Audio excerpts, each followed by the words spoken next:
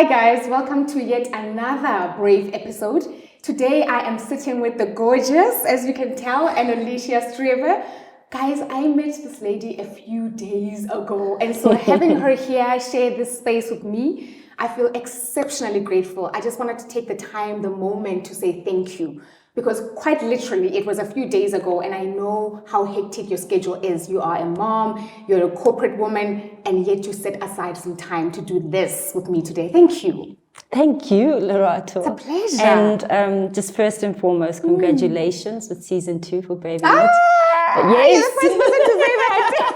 Well done. Thank you. But yes, thank you for having me. It's an absolute pleasure and an honor to sit in front of you today. It's such a pleasure to hear you say that. I'm glad you're excited. It is a brave conversation, so I'm glad that you are actually excited about having the brave conversation.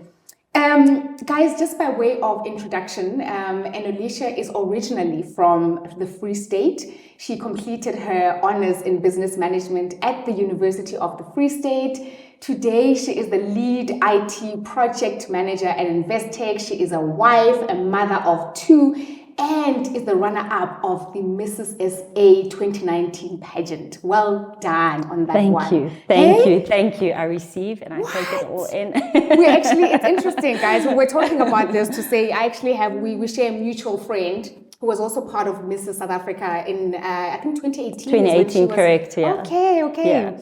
All right, so listen, Enolicia, I'm going to jump straight into it because I had the great pleasure of meeting you quite recently at a corporate event. Yes. And at that particular event, you were one of the guest speakers who were lined up to speak. And so when you started speaking, I must say, I was sitting right there at the back, but I must say, I literally leaned in. And I was like, oh my goodness. Oh, love it. Your story was absolutely, well, one, attention grabbing because I was there to do other things. But immediately when you started to be vulnerable, when you started to be honest and open about your beginnings, your upbringing, and how you got to where you are today, there were so many moments where I wanted to double click and say, wait, I've got a question. But I couldn't do that because, it was a keynote address and the format was very different. And so I made it a point to say, before the end of this day, before the end of this event, I will find this woman. I will ask her if she can join me on the show. And here you are. And so thank you once again. Thank you. So I'm going to jump straight in. And Enolicia, when you spoke about your very difficult and tumultuous upbringing. Yeah. Maybe let's double click on that. What was life like growing up in your home? Once again, thanks, Lorato. It's a pleasure. Well, I grew up in a very small town in the Free State called Welkom, where I was raised by a very strong woman, my mom, a single mother of 2 girls, who was often brutally abused by my dad, physically, mentally, and emotionally. And it happened constantly. And as a child, I received the verbal abuse from my dad. Okay. Now, despite the difficulty in that upbringing, I believe I had an exciting and challenging childhood at the same time. I constantly seeked out opportunities to help my mom and to take that weight off her shoulders. Not that she had asked or not that she needed it, but I merely just felt that it was my responsibility to be there and to support her and to help her where I could. I recall I was 8 years old, a very skinny tomboy, always took on male-related activities. When I got word of a pageantry charity event that my church was hosting. And for me, I never saw myself taking up any pageantry-related activities. But I decided to enter myself into that competition simply because of the winning prize. And the winning prize was a spa treatment and food vouchers. And I said to myself, if I win this competition, I can send my mom on a spa treatment because she was so deserving of being spoiled and being taken care of and never received that. And I ended up winning that competition. Oh, wow. so I was able to send Mom to go and, Yes. enjoy yourself and just sit back and not worry so much about what was next to come. Wow. And Alicia, you spoke about your mom having had endured physical, verbal, emotional abuse, and from your side, it was more verbal that you received from your father. What kind of verbal things would he say to you that pierced you and have stayed with you today? I must say, not much of it has stayed with me, but I do recall them. One such moment was, again, in primary school. I think I was about probably 7 years old. And I brought home a very bad report card. Okay. And our teachers back in the day, they would circle all the red, and they would color. circle, and green for the achievements, etc. And I came home and I handed my report card to my dad. And he looked at it and he said that I was stupid and wouldn't amount to anything in life. In that same token, same breath, my mom took the report card and she looked at it and she zoned in on the green ticks and she made a big celebration about it, and she literally just said, "You are so amazing, you are so great at these things," and that became the focus, sticking to the positive components of that report card, and that stuck with me. So blurring out the words that I just heard and focusing on the good. So to your question, not much has stuck with me, but I do recall them. But focusing on the positive was my takeaway. Did you at any point as you were growing up have a conversation with your father about all that you had endured? Did you ask him about his own upbringing? Because as they say, our upbringing really does tend to influence our personality traits and how we show up. Did you at all have that conversation with him and how he was raised? Yeah, so my dad is a very reserved individual, so very much taciturn, and not easy for him to open up. But through conversations with my mom, I gathered that he too had a very difficult upbringing. And as a result, for me, has made it easy to be even more forgiving of him, of the life choices that he has made, because I understand. And it wasn't a life path that he chose for himself, but he was dealt a lot in life. So very forgiving, because I understand that he too didn't have it easy. You describe him as you say, quite reserved. In those moments before he would erupt, I suppose, would you find that there were certain triggers that got him there, or was he constantly on edge?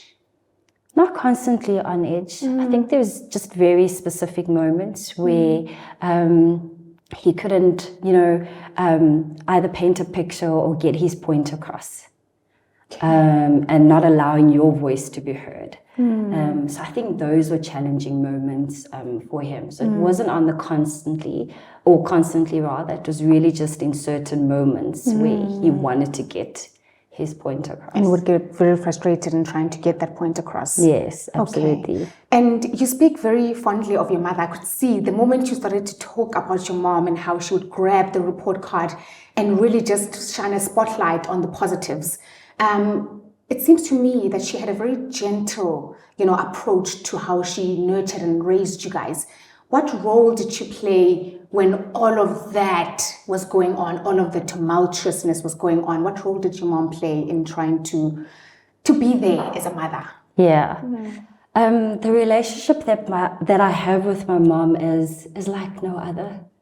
And I often seek words to describe the relationship, and I don't think they exist in the dictionary just yet. But we have an amazing, lovable, unbreakable bond. It's like a sisterhood. My mom always seeked out opportunities to create a loving and safe home environment for my sister and I. We often moved from one home to the other, one school to the other. And during those challenging times, we didn't have much, but we had each other. And we were happy and we were safe. And I believe that's where that sisterhood and that bond comes from. That's truly unbreakable and unshakable. So that relationship that we have, it's truly out of the ordinary. You mentioned something there, and it's triggered a question that I had around children and how I've heard of certain instances where if the environment is not conducive and healthy and to some extent quite abusive, children tend to run away from home. Children on their own run away from home. They run to the streets, they run to self-destructing activities. Some actually genuinely run to family and friends as a form of refuge. As Enolicia, the girl, did that thought ever cross your mind to run away from that environment? Never crossed my mind. Just merely feeling like I was responsible for my baby sister. I needed to be there for her. I needed to be there for my mom. We needed each other. And together we were stronger through those challenging times. So I think for all three of us, it never crossed our minds to either run away. Even for your mom on her own to say, my babies, we're leaving. Oh, yes, absolutely. Oh, for so the that three happened. of us, yes. Okay. The three of us, yes. Okay. But neither one of us, so with reference to your question, never did I feel like I needed to run away. On your own. Okay. Yes, we always just stuck together because, again, we felt like we were stronger together. But also very grateful and thankful for my grandparents because their home was a safe haven for us. Your mom's parents? Yes. Okay, your mom's parents, okay. During those difficult times. So yes, we had people around us, but we were always together, the three of us. Yeah. They say that, I know it to be true as well, that environment trumps willpower. And so when you were facing all of that, I want to go back to what you mentioned earlier on about the pageantries that you joined.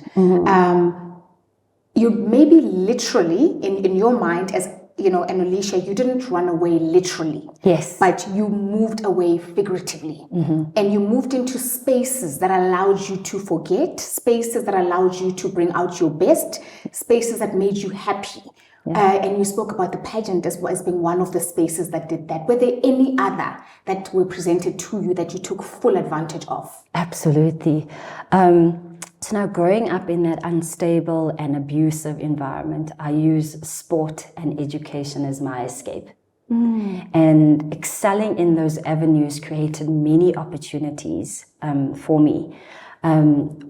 I recall back in 2009 in my postgraduate here at the University of the Free State, I was offered a junior lecturer position in the Faculty of Humanities.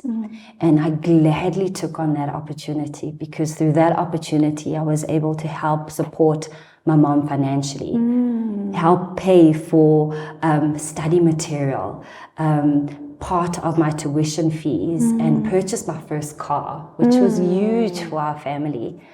Within that same year, a successful financial institution approached the university for their first internship program. Okay. And they were seeking top 10 postgraduate students. I was amongst that top 10 and really got to experience all facets of a bank. And that opportunity was only opened up for those 10 students. And again, through that opportunity, was able to help support my mom financially. So many things came about. So literally focusing on my sports and my education as my escape resulted in many successful opportunities out of that. I wanted to go back to something. You mentioned that you guys had left to live with your grandparents. Did you ever go back to living with dad, or were you now completely living with your grandparents until your early adult years? Yeah, so Loretta, funny story. My mom and I did a number not so long ago, and we moved 10 times. And this was a move back and forth. So we'd move out of the disruptive and unstable environment, and we'd move away. And I would often overhear conversations with my mom and dad that it will get better, please come back. And we would go back. And again, same thing would happen, and then as a result, we'd move away. And not always back to my grandparents, but my mom would either seek out a different home where we could stay. So there was a lot of back and forth, one home to the other, one school to the other, because often we didn't stay in the same province. We moved far away as well. So there was a lot of back and forth. Did mom have a job at the time when all of this was happening? She did, yeah. And how did that impact her work if you guys are moving to different places? I often ask myself this question as well, especially being a mom. I'm thinking the same. And being with, you've got 2 kids and you have to consider school applications. You have to consider your job. You have to consider all of that. And it is challenging. But she stuck it through and she saw it through and still maintained a successful career. And she's been with her organization. She's also in the financial industry. And she's been with them for 35 years. So it was a challenge for her, but thankfully, also very determined and driven, despite everything that was thrown at her. Besides your grandparents, do you recall any other people who supported you during that time? Maybe cousins, aunts, uncles, aside from your grandparents, cousins, aunts, uncles, her friends, maybe the church. Were there any stakeholders besides your grandparents? Yes, my mom did have some really good friends that did help us out. So as we were seeking to move from one home to the other, we would often just leave some of our furniture with a friend of my mom's, and then we'd move into a different place. So my mom did have that support from her friends. I remember just now you spoke about the opportunity you were given to be a guest lecturer, and you took up that opportunity and you obviously followed through on it. And fast forward, you then get invited to an interview in Johannesburg. You now remember you're living in Welkom, right? When you got the call, to say come to Joburg, come for a job interview. And you get to Joburg, and just before your job interview, did you get mugged before or after the interview? Before, Laurent, before. Because after my postgraduate year, I moved back home. And I started applying for job opportunity. So I packed up and then moved to Johannesburg. And I often asked people that I knew that stayed in Johannesburg what life was like and what can I anticipate, etc. And the common theme or the common feedback was traffic is horrible. If you need to be wherever you need to be, make sure that you leave early. So I eventually landed this interview at Investec. And I recall the morning of my interview, it was at 8 o'clock, and I lived in Centurion. And I said to myself, I need to leave early to get there on time. So I got up at 4, I was out of the house by 4:30. Wow. Yes. And I had stopped at a petrol garage. It was dark. I was the only female there. I didn't see any petrol attendants. So I stood there and I waited, and eventually a guy came out and he assisted me, filled up my tank. And then he looked at me and he said, sorry, the POS machine is not working. I need to go inside and pay. So I took my little Citroen C2 that I was driving and I parked it in front of the garage shop, and I jumped out of the car and I went to go pay. Larata, as I walked out approaching my car, there was 3 guys that jumped into my car and they took everything. I had a laptop on the floor, all my interview prep notes sitting on the chair, my little makeup bag on the chair, and they took everything and they ran off. So you were outside the car? I was literally outside the car. I was on my way back to the car, and this had happened. And I literally thought to myself, the worst thing that could have happened is they could have put me in the car and taken my car and would have been worse. Yeah. But grateful and thankful that didn't happen. And I turned to the petrol attendant that came out of nowhere because he had disappeared in that whole commotion. And I asked him, can you call the police? Can you help me? And they were very reluctant to do anything. But later on, I learned when I returned back that it was a setup. And they were waiting. Were part of it. They were part of it, yeah. And they were waiting for an opportunity. And unfortunately, I was that opportunity for them. But fortunately for me, nothing bad had happened to me. And I wasn't willing to wait for the police to arrive. It was my one shot, this one interview that I was praying for. So I got back in my car. Before the cops got there. Before the cops got there, because they were reluctant to phone them. Yes. And I thought, I'm not going to wait. Oh my gosh. Yeah, there's another exciting thing that's waiting for me. I'm not going to get it again. So I jumped in my car and I drove off. And if you are familiar, opposite Investec, there's a McDonald's. Yes. And I parked my car there. And I was going to do my makeup and my hair, but all of that was gone. So I literally just sat there and just pulled myself towards myself. So you hadn't even done your makeup? I hadn't done my makeup. None of that. But I was okay. I was okay. And where I had my car parked, the sun started coming up. There's a school across McDonald's. Yes. And the sun started coming up slowly, and that just sent a message to me internally that it's going to be okay. I waited for time to pass by, and then I decided to drive into Investec and see my interview through. And I got the job. You got the job! And you still have the job. How many years ago was this? So this is back in 2010. Sure. And I didn't immediately hear back from Investec. So after the interview, I drove back home where I stayed in Centurion, and to honor my mom's promise, because I didn't hear from any other company. I honored her promise and decided to move back home. And literally the very next day, Lerato, it was a sunny morning. I was standing in our kitchen at our back door, and I got the call from Investec. And it was a lady, and she started off by just saying, congratulations. And then I had blanked out, and her next words that followed was, you start next week. Wow. Thankfully, my bags were still packed. Okay, because it was the following day. Exactly. Right? So it was easy for me to just up and move back. So the moral of the story here is that, you don't need any face beat. Just show up. Exactly. Just show up. Just show up. Absolutely. Oh my gosh, that's wonderful. That's absolutely inspiring. The fact that you still moved away from that crime scene and you were determined to still make it on time for the interview, because truthfully, I think everybody would have excused you if you were late, had they understood the circumstances. Did you tell them what had happened at the interview session?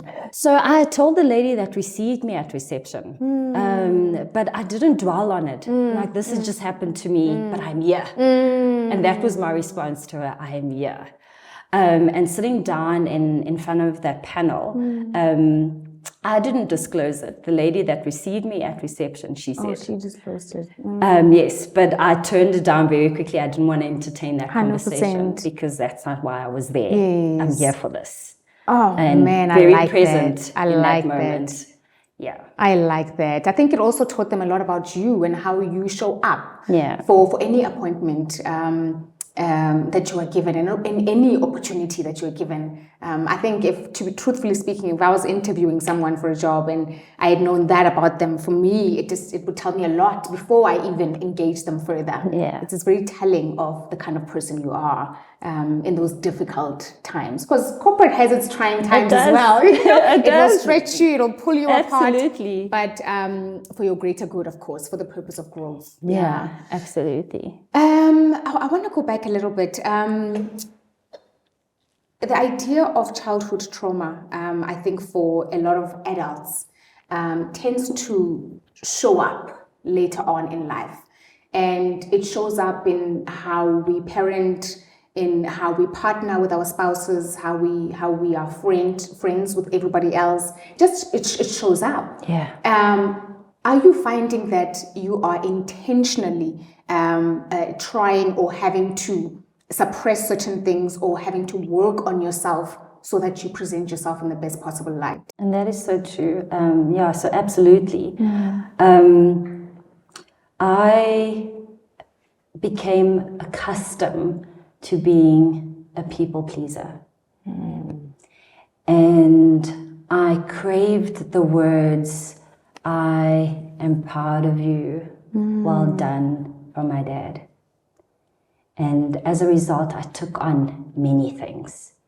I broke records through my athletics career. I was the first woman of color at my school to receive the Sportswoman of the Year award. Received the University Ducks Academic Award. Wow. And the list goes on. Golden Key, etc. Just to hear those words, well done. Well done. And I became that person, that people pleaser for other people around me. And I think to this day, it's a work in progress. I constantly have to check myself and remind myself I don't have to please everyone. I can't do it all. So yes, it's a constant thing. You can only do so much, right? 100%. 100%. Yes. Were you looking for that from your dad or from the people around you? Would that have been enough? If the people around you who were seeing your achievements and your accomplishments, if they were saying, well done, congratulations, was that enough, or were you still craving it from your father? That was enough from the people around me, especially my mom, but I did crave it from my dad. And as a result, I wanted to go ahead and please everyone else constantly because I was craving those words. But now I sit back and I constantly check myself and only do things that is not at the expense of my happiness. 100%. And I am enough, and I can't be all things to everyone. 100%. Sure. I believe you work with a lot of young people now. And you yourself have a way of introducing them to empowering initiatives, empowering activities, I suppose as a form of escape. In the same way that you were afforded avenues of escape. What sort of things do you do with young people to provide that outlet? So the work that I do with our youngsters is predominantly storytelling and mentorship. Okay. So in partnership with our CSI programs, that's how I offer and invest my time to be there. This makes sense to me, why you were on the program there the other day. Yes, Okay. absolutely. And it gives me the opportunity to be the person that I wish I had in my times. Having that mentor, having that person that sits down with you one-on-one. Yes, I had my mom, very grateful, but she couldn't always be there in every part of my life. Yes, so having those mentors, it's something that I believe every child needs. So it gives me that opportunity to be that person that I wish I had. That's amazing, because what I certainly, I was in corporate for 10 years myself, and what never crossed my mind was how I could utilize my talents or my passions within the corporate environment, as an avenue to do good. My thinking was, I need to go out there, identify something in the community to partner with, etc. But it's very interesting to me that you were looking within to say, I work here, there are programs, there are things, how can I, extend myself and be of use in these particular departments and align with the mission, Absolutely. Wow. Yeah, no, absolutely. Sure. Okay. And I'm nearing the end now. Listen, you are now a grown woman. Yeah. And before you got married, I'm sure you were courted by quite a few gentlemen. No surprises You there. said it. Did you at any point in the courtship journey, did you at any point feel anxious about the idea of getting married? And I ask that because what you saw in marriage was two people who loved each other, but in a very unhealthy, which resulted in unhealthy consequences. Yeah. Were you at all scared of devoting yourself to marriage? Not at all. Not at all. Yeah. I had dreams of getting married, being a wife, being a mom to many kids, and to have a partner to do that with. So I'm very grateful and blessed to be able to say that my husband is the man of my dreams. Wow. And together we get to raise two beautiful boys that I hope will become successful men, husbands, who will be amazing supporters of women. Yes. So that was my dream. Wow. To be able to build a safe and loving home environment. Because yes, I could differentiate between good and bad. And I knew what I wanted. So very blessed to be able to do that in my home. Beautiful. What message do you have, Enolicia, for women who are in those destructive environments right now? Loretta, life is about choices, as cliche as that may sound. Right? When you are in a difficult situation, you either have a choice to stay or to leave. And when I refer back to my upbringing and when we were in those difficult situations, we decided to leave. I recall a time where my mom, sister, and we would eat maize meal porridge for breakfast, lunch, and supper. We had a double bed that the three of us slept on in our one-bedroom apartment, a one-plate stove, a box TV that stood on the floor, and we'd sit on the floor to watch TV.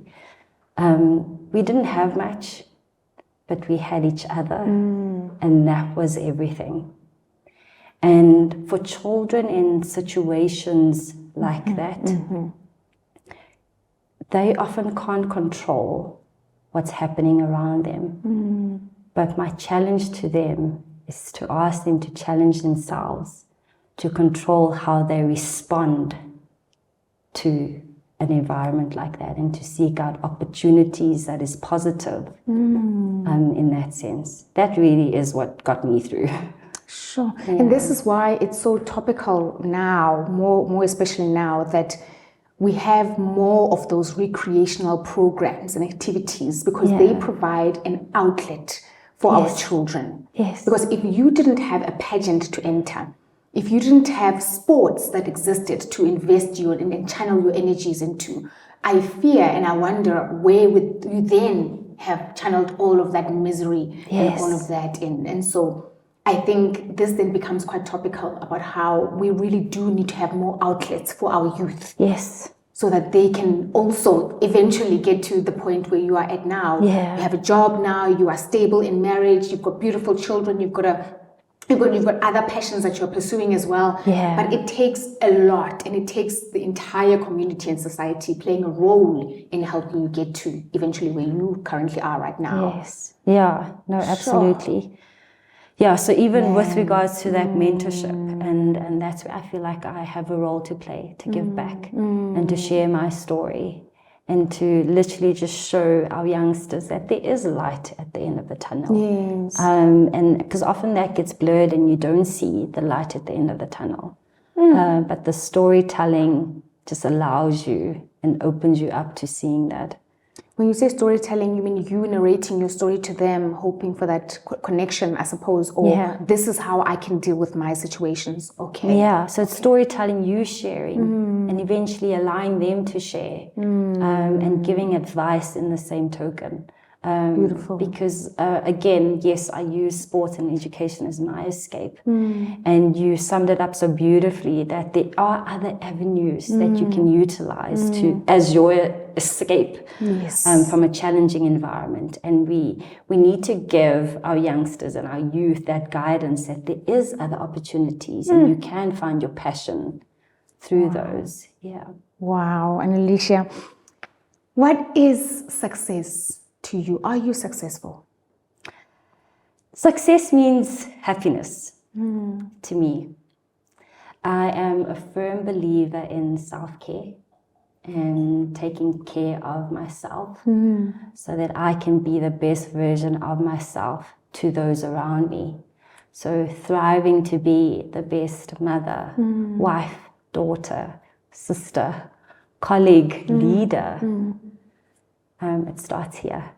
Happiness internally and success follows thereafter.